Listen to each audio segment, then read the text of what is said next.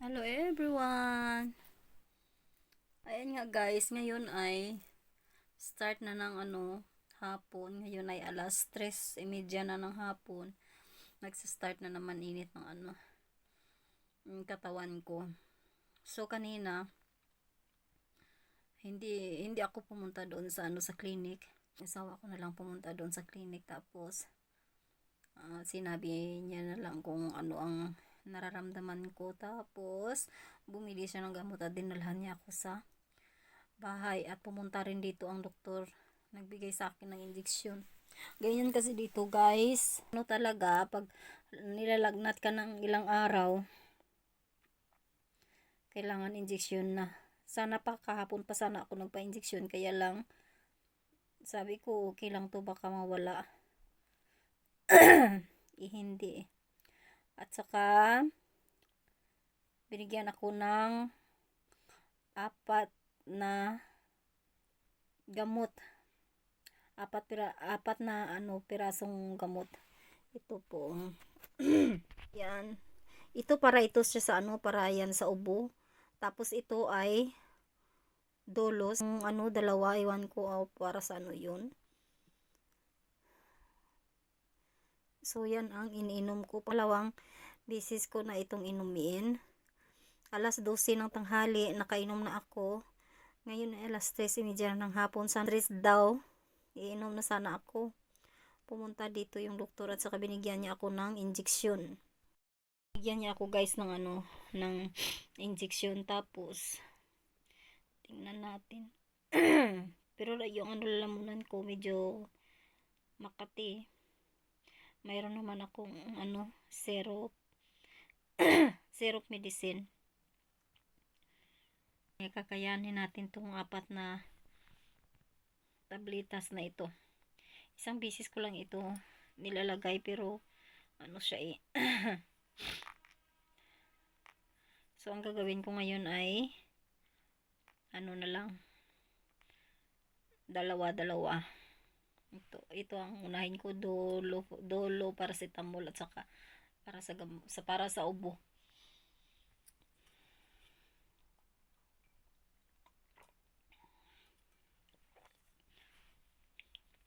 Kanina sinabay ko 4 na piraso, nilagay ko sa buwang ako. Sila. Parang feel ko nag-stuck sa ko ba sa lalamunan ko.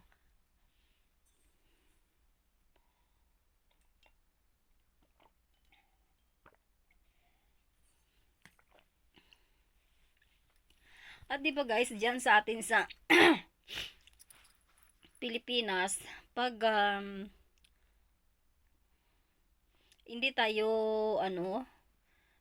sisipunin at saka ubuhin, di ba vitamin C yung orange at saka lemon. Dito sa sa India, pag may may sipon ka or ubo ka, hindi ka po pwedeng kumain ng ng orange juice, o hindi ka pwedeng uminom ng calamansi juice. Ganyan dito. Kahapon kasi gusto ko siyang liquid ba, so kumain ako ng 2 pirasong orange, kaya pala lumala ang ang ubo ko. So ayan, alam nyo, naglagay ako dito ng slice na sibuyas sa tabi ko. Kasi daw dyan daw guys, ganyan daw guys, pag may mga lagnat, maganda daw mag-cut ka ng bombay. Mag-cut ka ng sibuyas at saka ilagay mo sa tabi mo or sa kung saan ka palaging naka-stay. Yan po ay tinatabi ko. Kung saan ako magpunta dito sa loob ng bahay, saan ako upo, sinasama ko yan siya. Kasi guys, hindi daw yun sa may mga trangkaso, para hindi daw kakalat ang trangkaso sa pamilya sa loob ng bahay. Yan ang sabi nila. Mamaya naman gabi ay mag nebulizer naman ako. Kasi parang ano makati pa rin ang buhok ko. At saka dito ay matigas pa rin ako. Matigas pa rin pag ako ay humihinga ng malalim. Pasensyahan nyo na guys ang buhok ko ha. Hindi ko kasi yan sinusuklay palagi. Kasi maraming lumalagas pag isuklay siya palagi. Dito man lang ako sa loob ng bahay. Pag lalabas ako, ayan, magsuklay ako. Pero alam nyo, alas 12, uminom ako ng gamot kasi kumain ako Ang sabi niya sa akin, anong kinain mo kaninang umaga? Ang breakfast mo, sabi ko lemon rice. Nagalit. Bakit kumain ka ng lemon? Hindi pwede ang lemon kasi mayubo ka at saka sipon. Sabi niya. At saka sinumbong naman ako ng asawa ko. Kahapon, marami ang kinain niya na orange. Ay, ikaw talaga, sabi niya sa akin. Yung asawa ko naman, sumbongero na naman. Ganyan kasi dito, pag hindi ka talaga masusunod sa sinasabi ng doktor, ay talagang paggagalitan ka. So ngayon, okay na ako kasi palitan niya yung gamot na iniinom ko una-una, dalawang araw na gamot. Kaya sabi ko, wag na tayong pumunta doon kasi baka bukas okay na ako. Ay mga tanghaling gabi, nilalagnat na naman ako. Tapos yung yung gamot ko, naubos na yun kagabi. Bago ako matulog, ininom ko yun siya. Lang siya parang 3 piraso. 3 piraso na gamot yun. Hating gabi guys, nilalagnat na naman ako. Tapos, uminom lang ako ng Dolo. Paracetamol yan siya. Kasi maraming paracetamol mayroon naman akong maraming maraming paracetamol para sa ito ay yung Dolo para sa pananakit sa katawan at saka sa lagnat. So uminom ako doon at saka mga 10 minutes ayun, nakatulog agad ako at nakagising ako ng mga alas 6:30. Alas 6:30 tapos sabi ko, hindi pa ako gustong bumangon, kaya lang wala akong magawa, may klase si Nikil. Marunong naman yung magluto ang asawa ko, kaya lang iba talaga pag tayo ang gagalaw sa loob ng bahay.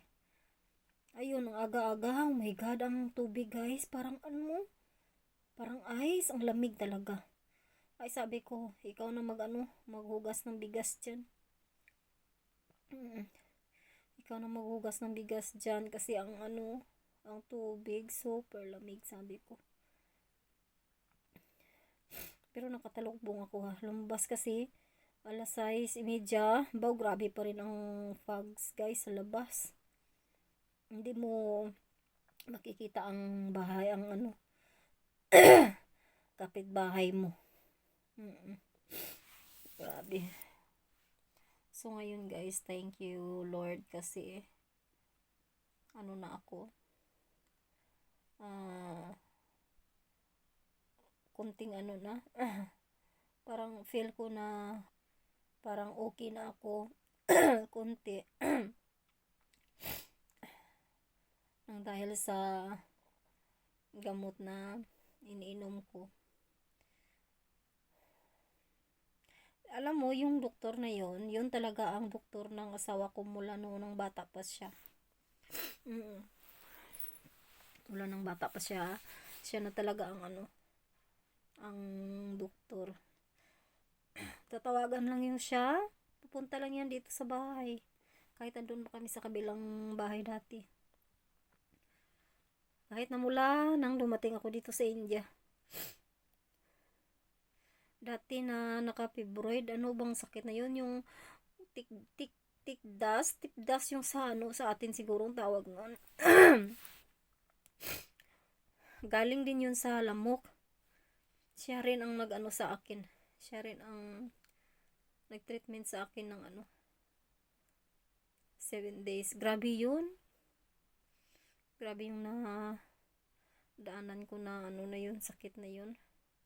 May nararamdaman silang, may kunting nararamdaman sila sa katawan nila. Agad-agad guys, injection. Just totoo lang. Pag may UTI ka, maraming gamot ang binibigay. May syrup na gamot yung ihalo sa isang basong tubig. Haluan siya ng isang 10 ml na liquid. Inumin mo yun, parang ang baho ng klaseng liquid yun. Oo, parang pero gamot talaga yun kasi para inom ka ng tubig, inom ka ng tubig para malabas ang maihi mo. Tapos may binibigay pa sila na tabletas para sa mga infection, mayroon infection at saka injeksyonan ka pa rin ng infection. Ganyan talaga. Kunting na pananakit sa katawan, injection. Dito ko lang yun naranasan. Ganyan sila dito. Yung iba nga pag first day pa lang ng lagnat nila, injection. Parang binabara nila agad ba na hindi na sila masakitin. Ito na ang resulta ko ng Sankranti Festival. Kasi the time na gumagawa ako ng ranggoli doon sa tindahan namin, grabe na talaga ang fogs. Naka-sweater din ako pero wala akong takip sa ulo. Yun siguro. Alas 11 ng gabi ha. Natapos. Hindi kasi basta-basta gumawa ng ranggoli. Kailangan pa rin yan paggagawa ko ng ranggoli, kailangan fresh ang utak ko, at saka hindi ako dinidisturbo, kasi pag dinidisturbo ako, mawawala yung plano ko kung anong gagawin ko. So ayun guys, sana hanggang bukas wala na ito. Mayroon pa ako mamayang gabi daw bago pa ako matulog.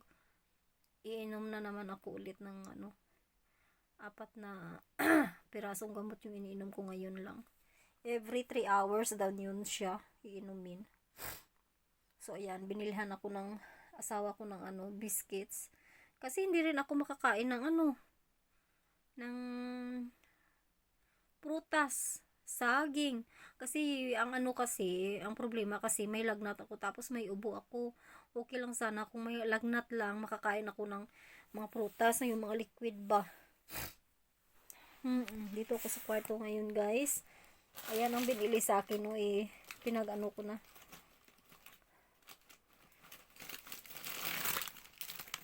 Wala akong magawa.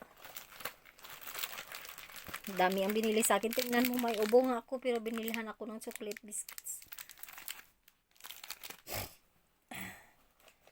Ang marigold, ito guys, yung marigold, para siyang sa atin, Marie biscuits sa atin, pero ito ay parang makapal siya. Maganda ito siya. Ito ang kinakain ko palagi na na biscuit.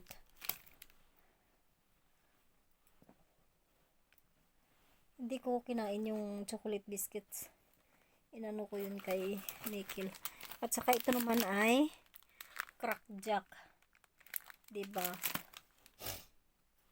Sa atin dyan, pag magkasakit tayo, lahat prutas ang ipapakain.